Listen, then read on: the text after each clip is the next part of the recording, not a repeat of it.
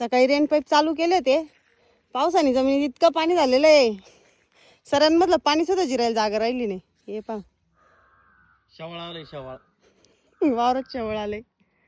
हे पहा मंडळी, सकाळी रेन पाईप चालू केलेले होते, लय वेळ नाही, तास दीड तास फक्त रेन पाईप चालवलेले.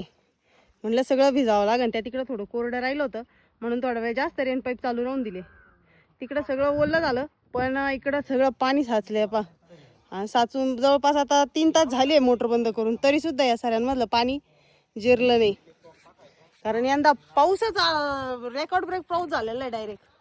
भर उन्हाळ्यात पाऊस चालू झाला आता तर भर थंडीपर्यंत पाऊस राहिलाय. असं कुठं पावसाळा राहत असतो का?